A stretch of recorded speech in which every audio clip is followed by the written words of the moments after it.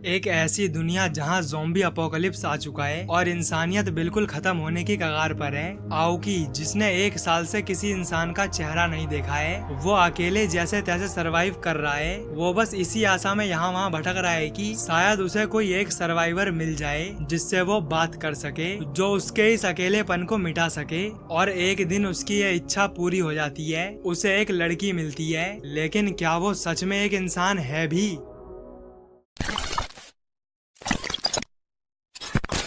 तो आज मैं आपके लिए एक ऐसी वन शॉट मांगा लेकर आया हूँ जो आपके होश उड़ाकर रख देगी। इस मांगा का नाम है लिव, रिटन बाय कारिकी हाजिमे। ये एक ज़ॉम्बी अपोकलिप्टिक वर्ल्ड की कहानी है जहाँ एक लड़का अकेले जैसे तैसे सरवाइव कर रहा है। इस मांगा की मेन स्टोरी ज़ॉम्बीज पर नहीं बल्कि ह्यूमन इमोशंस पर है कि कैसे जब एक ऐसा वक्त आता है तो तुम सिर्फ किसी दूसरे इंसान का चेहरा देखने के लिए तड़प उठते हो। ये मांगा हमारे अंदर के अकेलेपन को बहुत ही अच्छे से प्रेजेंट करती है। तो यह वीडियो बहुत ही इंटरेस्टिंग होने वाली है। सो बिना टाइम वेस्ट के लेट्स स्टार्ट द वीडियो।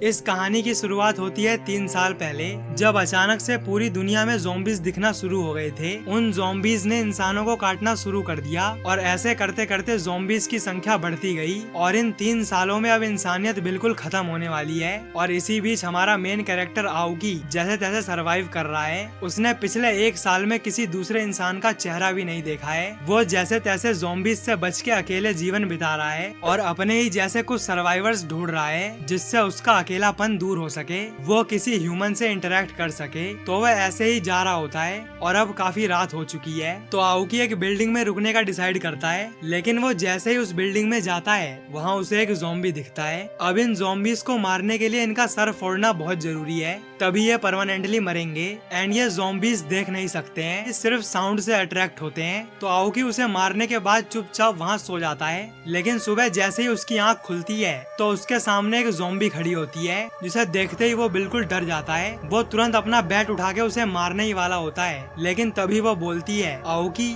और ये सुन के आओकी बिल्कुल चौंक जाता है कि ये ज़ॉम्बी तो बोल सकती है और इसे मेरा नाम कैसे पता। एंड क्योंकि वो इतने टाइम के बाद किसी से बात कर रहा है, अब भले ही वो एक ज़ॉम्बी ही क्यों ना हो, उसकी आंखों से आंसू गिरने लगते हैं। वो जैसे तैसे खुद को कंट्रोल करता है। वो उससे पूछता है तुम कौन हो और तुम्हें मेरा नाम कैसे पता। तो वो बोलती है आओकी। तो आओकी बोलता है मेरा नाम नहीं, अपना नाम बताओ। लेकिन यहाँ वो फिर से सिर्फ आओकी बोलती है। तो वो पूछता है तुम कहाँ से आई हो। एंड यहाँ वो फिर से सिर्फ आओकी ही बोलती है। तो यहाँ हम देख सकते हैं कि वो हर बात पे आओकी बोल रही है, यानी कि वो इसके अलावा कुछ भी नहीं बोल सकती है। यहाँ आओकी उसके कपड़े नोटिस करता है कि वो सेम उसके स्कूल की यूनिफॉर्म है जहाँ वो पहले पढ़ता था, यानी कि ये लड़की भी उसी सेम स्कूल में ही पढ़ती थी। अब यहाँ आओकी को इतने टाइम के बाद किसी से बात करके काफी अच्छा फील हो रहा है, लेकिन वो खुद को समझाता है कि भले ही ये बात कर सकती है, हंस सकती है, लेकिन है तो ये एक ज़ॉम्बी ही। एंड वो तुरंत उसे मारने वाला होता है, बट वो तब भी कोई रिएक्शन नहीं देती है।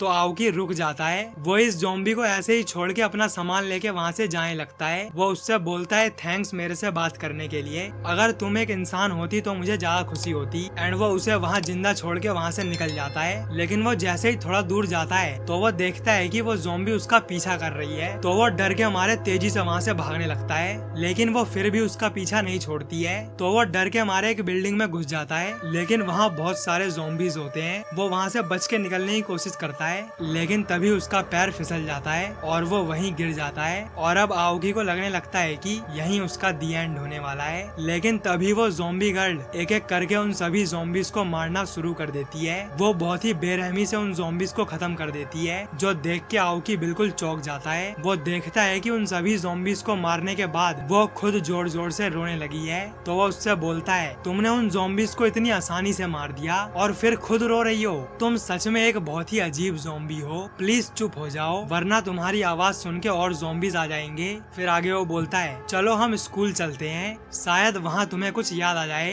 एंड ये सुन के वो उसके साथ जाने लगती है। अब उनका स्कूल काफी दूर है, तो वो रास्ते में रुक के थोड़ा आराम करते हैं। आओकी उसके शरीर पे लगा हुआ सारा खून साफ कर देता है। वो बोलता है सारा खून साफ होने के बाद तुम काफी सुंदर लग रही हो। एंड फिर वो उसके साथ खाना खाता है। एंड फिर वो लोग आगे बढ़ने लगते हैं, जहाँ उन्हें रास्ते में एक फार्म दिखता है। तो वो उसमें चले जाते हैं। एंड वहाँ उन्हें एक डेड बॉडी मिलती है और उसी के साथ एक लेटर भी मिलता है जो इसी आदमी का है। उसने मरने से पहले ये लेटर लेटर लिखा था। उसने लिखा है कि मैं अब तक मर चुका हूँगा, लेकिन हारू-चान तुम्हारा बहुत बहुत शुक्रिया। तुमने मेरी बहुत ही अच्छे से देखभाल की। मैं तुम्हारी वजह से खुशहाल जिंदगी जी पाया। मुझे कोई भी रिग्रेट नहीं है। तो ये सब पढ़ के आउकी डिसाइड करता है कि वो उसका एक प्रॉपर फ्यूनरल करेगा। वो उसकी बॉडी को जमीन में गाड़ देता है एंड उसका अच्छे से अंतिम संस्कार करता है। वो ज़ॉम्बी गर्ल से बोलता है, मेरी बात ध्यान से सुनो, मेरे आगे पीछे कोई नहीं है, तो जब भी मेरी डेथ हो मैं चाहता हूँ कि तुम भी मेरा ऐसे ही फ्यूनरल करो। बट यहाँ वो कुछ भी नहीं बोलती है। इसके बाद वो लोग स्कूल की तरफ बढ़ने लगते हैं और अब रात हो जाती है तो वो फिशिंग करने लगता है। लेकिन यहाँ वो ज़ॉम्बी गर्ल नदी में मछली देखते ही उसे खाने के लिए कूद जाती है और क्योंकि ज़ॉम्बीज में उतना दिमाग नहीं होता है कि वो पानी में तैर पाए तो वो डूबने लगती है। तो आउकी तुरंत उसे बचाने के लिए कूद जाता है एंड उसे लेके बाहर आ जाता है। एंड क्योंकि अब उसके कपड़े गीले हो गए थे तो वो उसे पहनने के लिए अपने कपड़े देता है एंड इसके बाद वो वहाँ बॉनफायर जला के बहुत ज्यादा एंजॉय करते हैं। तो अब आउकी इतने टाइम के बाद फाइनली किसी के साथ एंजॉय कर पा रहा है, वो नॉर्मली रह पा रहा है।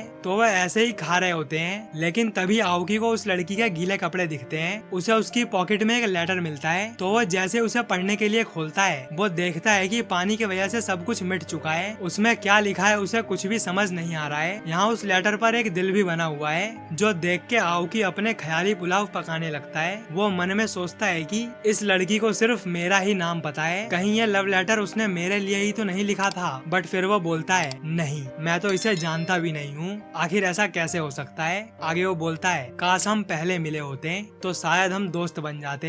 एंड इसके बाद वो ये भी सोचता है कि ये कोई नॉर्मल ज़ॉम्बी नहीं है, तो शायद ये वापस से इंसान बन सकती है। मुझे एक डॉक्टर ढूंढना होगा। एंड फिर इसके बाद वो स्कूल की तरफ बढ़ने लगते हैं और अब बहुत तेज बर्फ पड़ने लगती है जहाँ वो ज़ॉम्बी गर्ल फ्रीज होके गिर जाती है। तो आउकी उसे उठा के ले जाने लगता है। वो आग जला के उसकी बॉडी को वार्म करता है जिससे वो फाइनली थोड़ा नॉर्मल होती है। उसे देख के आउकी बोलता है, मैं काफी टाइम से तुमसे कुछ कहना चाहता हूँ, मुझे नहीं पता कि मैं तुम्हें क्या कह के बुलाऊं, तो क्या मैं तुम्हें एक नाम दे सकता हूँ। आज से तुम्हारा नाम लिव है, जिसका मतलब जीना होता है। लाइफ में चाहे कुछ भी हो जाए आगे बढ़ते रहना चाहिए। एंड यहीं से इस मांगा का नाम भी पड़ा है और ये नाम सुन के उस लड़की की आंखें भर जाती हैं। उसे फाइनली आउकी को हंसता हुआ देख के कुछ याद आता है और वो बोलती है, सेंपाई। लेकिन तभी अचानक से लिव के सर में कोई गोली मार देता है।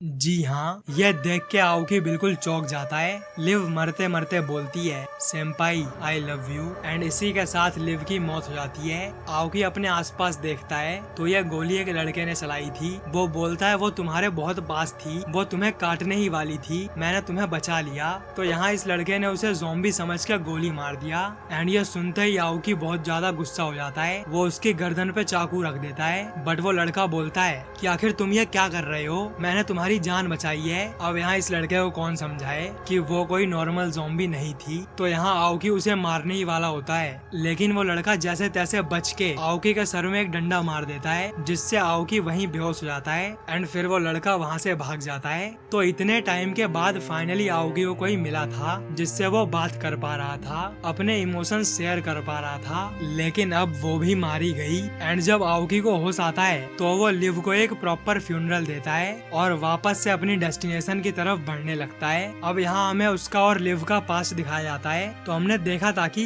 लिव को आउकी का नाम पहले से पता था और उसने उसके ही स्कूल की यूनिफॉर्म पहन रखी थी, यानी कि वो भी उसके स्कूल में ही पढ़ती थी। एंड उसने मरते मरते ये बोला कि सेंपाई आई लव यू, यानी कि आउकी स्कूल में लिव का सीनियर था, जहाँ वो भले ही लिव के बारे में ना जानता हो लेकिन लिव उसके बारे में जानती थी एंड वो उससे प्यार करती थी। और जिस दिन वो उसे ये लव लेटर देने वाली थी उसी दिन उसे एक ज़ॉम्बी ने काट लिया था। एंड तब से ही वो आउकी आउकी बोल के भटक रही थी। एंड फाइनली आउकी से मिलने के बाद उसने उससे कन्फेस कर दिया। बट सैडली इसमें से कुछ भी आउकी को नहीं पता है, वो लिव के बारे में नहीं जानता है। तो वो लिव का प्रॉपर फ्यूनरल करके वापस से अपनी डेस्टिनेशन की तरफ बढ़ चला है कि वो फिर से किसी सर्वाइवर को ढूंढ पाए। एंड इसी के साथ ये मांगा यहीं खत्म होती है। सो आई होप कि आपको ये वीडियो पसंद आई होगी और अगर आपको ये वीडियो अच्छी लगी तो वीडियो को लाइक और चैनल को सब्सक्राइब जरूर करें। एंड ऐसे ही और भी इंटरेस्टिंग वीडियोस देखने के लिए आप मेरी इन वीडियोस को चेकआउट कर सकते हो। So thanks for watching this video. मिलते हैं नेक्स्ट वीडियो में।